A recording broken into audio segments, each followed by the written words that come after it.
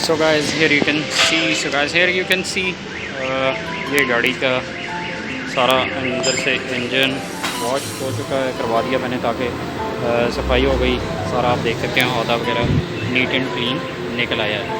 अच्छा, अब इसमें गियर का प्रॉब्लम था, जैसे कि मैंने अपनी आपको लास्ट वीडियो में बताया था कि गियर इसके निकल जाते थे। पहला गियर जब चलाते थे निकल जाता था और रिवर्स गियर में भी आवाज़ आती थी। तो ये इसका गियर का सारा काम किराए से करवाया गया। इस पर कितनी कॉस्ट आई, क्या आया, वो भी मैं आपको सारा अपनी वीडियोज़ में बताऊँगा। चलें मैं बताता हूँ। तकरीबन 4,500 रुपया करा दिए ने मेरे से इस गियर को रिपेयर करने का दिया। इंजन चूँकि माशाल्लाह हमारा बिल्कुल फिट है, इंजन पर किसी किस्म की कोई कॉस्ट नहीं आई। सो उसके बाद मैंने जैसा कि आपको बताया था कि ये हमारी कंघी है। कंघी भी हमारी जो है ना वो ख़राब हो चुकी थी। स्टीयरिंग में प्ले थी, मैंने आपको लास्ट वीडियो में बताया था। सो ये कंघी भी खरादिए से रिपेयर करवाई गई है और इसको रिपेयर करने का तकरीबन उसने 2,000 का चार्जेस मेरे से लिए। ओके ऑलराइट, नाउ शार्क्स की तरफ आ जाते हैं। जैसे कि मैंने आपको बताया था कि ये शार्क्स इसके दोनों ख़राब हैं।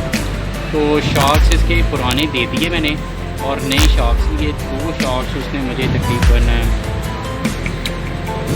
4,000 के करीब दिए। इसमें एक हब भी मैंने ली है। ये एक शॉक आते हैं, हाइड्रोलिक एक आते हैं हमारे पास। इसमें तेल वाले, ये ऑयल वाले शॉक्स हैं। राइट नाउ यहाँ पर एक हब लगेगी जिस पर हमारा व्हील टाइट होता है। वो हब भी मंगवाई।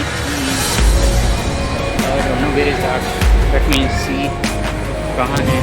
और बाकी ये आप देख सकते हैं वायरिंग सारी की सारी जो है ये टेपिंग मैंने करवा दी ताकि ये बिल्कुल एक जेन्युइन किस्म का काम करे। नो इसमें अब कुछ खास काम नहीं रह गया, बस फिटिंग है। कुछ सामान है वो मैं लेकर आऊँगा और इसमें सामान की फिटिंग करवा दूँगा। अब I don't know where is.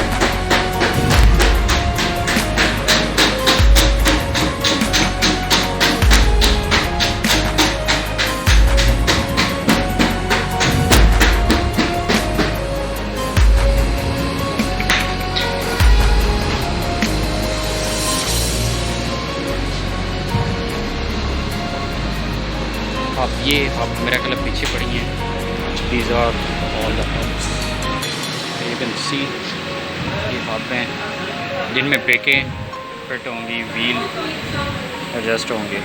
Right so ये प्रोजेक्ट जैसे ही तैयार होगा उसके बाद मैं आपको इसके ड्राइव भी दिखाऊंगा और सारा कुछ बताऊंगा किस तरह से ये चल रहा है।